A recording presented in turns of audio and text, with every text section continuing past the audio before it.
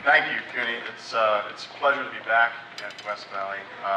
I was here in November for the Startup Cup, which I really enjoyed. Well, the energy in the room for that event was really remarkable. Do we have anybody in the room that was a participant in that in November? Yeah, a couple? Can you guys hear me okay? Yeah. All right, well, yeah, so I was here for Startup Cup, and you know, I think that's a great example of how a community college can be an important contributor to the entrepreneurial community by offering such great opportunities to learn by doing. And I'm going to talk a lot about learning by doing tonight. But first, as you heard during Cooney's kind introduction, I'm not an entrepreneur. I've never gone out on my own to start anything, so I would urge you to take that into account when you're listening to me, because I'm at least 50% full of it. You know, you don't really know what an entrepreneur is or how to be one until you've actually struck out on your own to start a company. There's no such thing as an intrapreneur, which people talk about as an entrepreneur inside a large organization.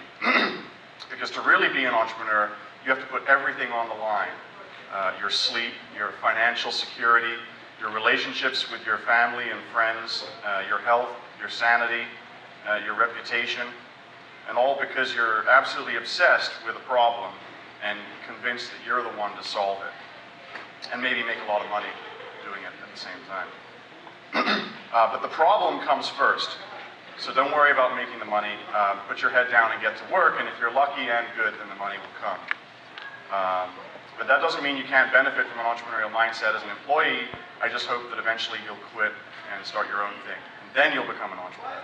So I lead our community college initiative at Kaufman, and I've been to about 25 campuses around the country. And at every school, I meet dozens of smart, hungry, passionate people who are just desperate to make their mark on their communities and on the world, and to do that as entrepreneurs. At Kaufman, we're absolutely convinced that community colleges can be a front door to entrepreneurship and innovation for so many people in the country that may have previously struggled to find the resources they need, or who thought that the act of starting a great, possibly high-growth company was out of their grasp. It's going to take some bold community college leaders to assist these folks, and I'm happy to say that I think that you've got some of those leaders here at West Valley. Heidi, Cooney, President Davis, they all understand that the community college must be a connector, must map out and bring together the other resources in the community, so that when an entrepreneur comes to town and asks who they should call first to get integrated into the startup community, the universal response will be the community college. That's no easy feat in Silicon Valley, but even here, and maybe especially here, the community college can be an absolutely vital resource. But it's because they're going to emphasize the right things. As with anything that's really important in life, entrepreneurship support isn't about having the best equipment or the most beautiful new buildings. It's about the people. Count on the college to keep bringing the right people in from the community, people with passion to start something, people who feel the pain of a problem, who live it, and who are determined to eliminate it, people like many of you here tonight. And so that brings me back to why I'm here,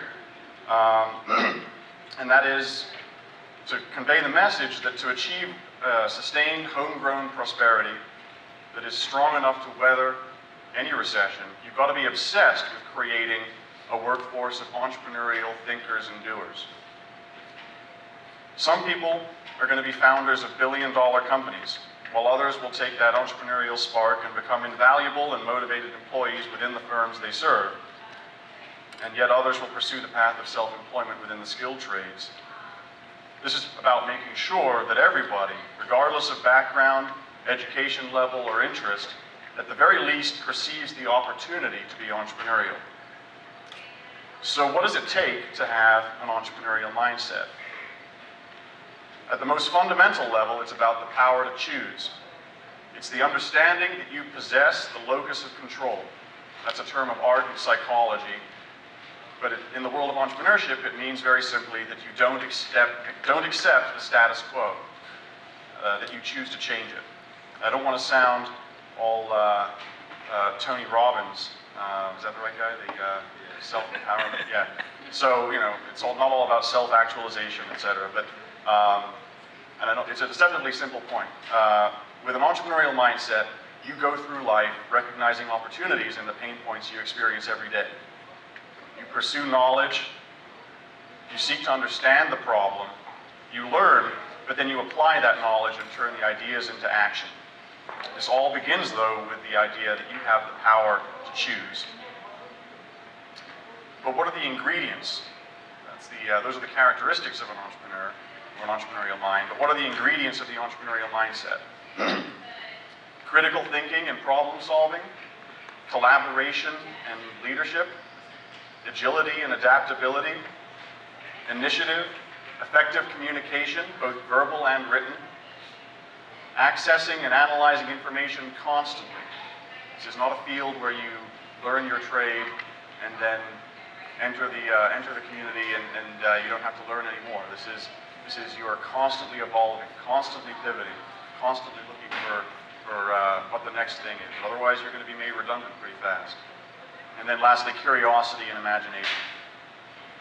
If you don't have imagination, you're not going to come up with the innovative idea or the process or the product that you're going to make $1 million from. So how do you adopt an entrepreneurial mindset? Well, there's a course that we love at Kaufman that can get you started. It's called the Ice House Entrepreneurship Program, and it goes a lot deeper into all of this, but I'm not here to sell you on that tonight. Take the course, don't take the course, but become possessed of the entrepreneurial mindset. That's the important thing. Read a lot and learn, but then just go and do it. Entrepreneurial learning is experiential. It's the practical application of all of these ideas. A lot of people here in the Valley will quote Steve Blank, who's sort of an entrepreneurial guru. He's written a few books. He's a professor down the street. He says that you don't learn anything sitting behind a desk. You've got to get out of the building. Now, he's saying that because he wants you to go out and meet your customers, not sit in an office fidgeting with Excel or your business plan. And he's right. But I'm saying, too, just go out and get started. That's how you'll learn. Not by sitting in a classroom waiting and talking theory, but actually getting out there and starting and learning by doing. By building your product, testing it with your customers, learning from that, and then rebuilding it. And you've got to do this in a resource-constrained environment. That's what they call the lean methodology in the software world. I don't want to talk too much about that. But basically, suffice it to say, there's no substitute for just getting out of the classroom and doing it. Nothing can replace the experience of being in the middle of a problem and not knowing how to solve it. You just can't conceptualize that. You have to live it. Don't obsess over business plans, financial projections. They're totally wrong anyway. You don't all have hockey stick financial models. And don't obsess over your pitch. A lot of resources out there, many of the SBDCs and SCORE chapters, business plan courses, they emphasize this stuff. Nobody cares. Show me the soul of your idea. Show me that people care about it, they care about your pain point, and show me that your team is the right team.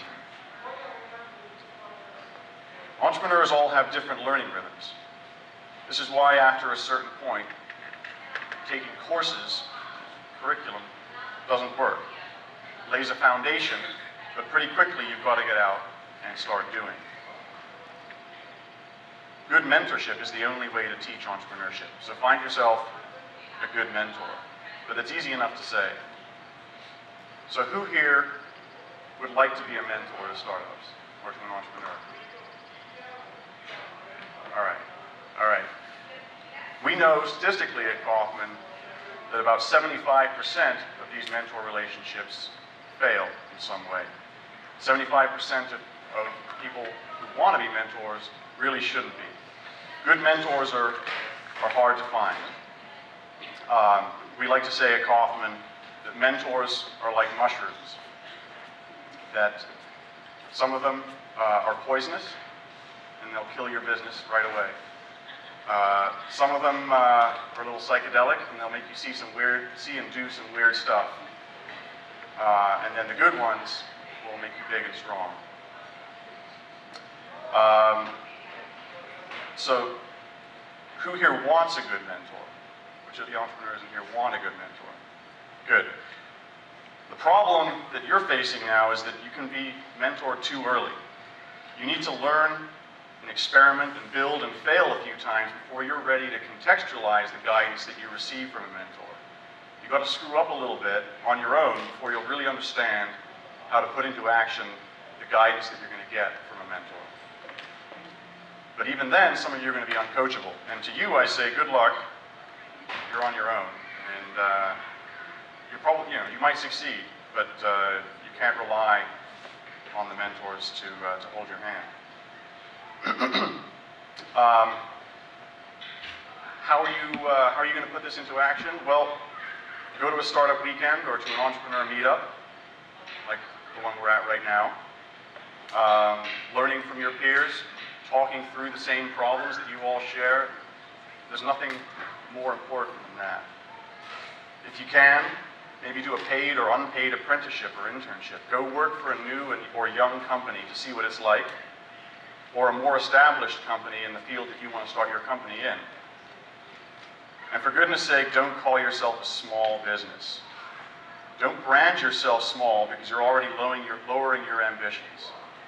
Just be a good business. Take as much risk as you can tolerate, or maybe just a little bit more, and see what happens. And knit yourself into the startup ecosystem that already exists in your community. You'll learn pretty quickly that people want to help you. And not just the service providers and the vendors, but your peers, your fellow entrepreneurs. Learn from them. Do business with each other. Talk through your problems together. And be active in your community. Many of you already are, and will continue to be so. We know that entrepreneurs are the most committed to their cities, to their communities, genuine in their deep and abiding sense of community, excited about the city's future, and determined that they must have a role in shaping it. That's why, among other reasons, we need entrepreneurs. Beyond that, well, my organization's founder, Mr. Kaufman, says it better. You should not choose to be a common company. It's your right to be uncommon if you can, to seek opportunity, to compete, to desire to take the calculated risk, to dream, to build, yes, even to fail, and to succeed. And I'll close by saying to everyone here this afternoon, hug an entrepreneur. No, really. It's a lonely business, being an entrepreneur. Ultimately, you're all alone. You're the one taking the risk. You may be the only one right now who believes your crazy idea. And failure, they say, is an orphan. But we can all ease the burden a little bit. We must celebrate our entrepreneurs, their successes, and even more importantly, their failures. They need to know, as they're dusting themselves off, that we want them to start again. But we know that they're much more likely to be successful in the next attempt. We should be generous with our help and our resources, giving freely of our networks, our time, and our encouragement. But above all, we should urge as many people as we can to go be an entrepreneur.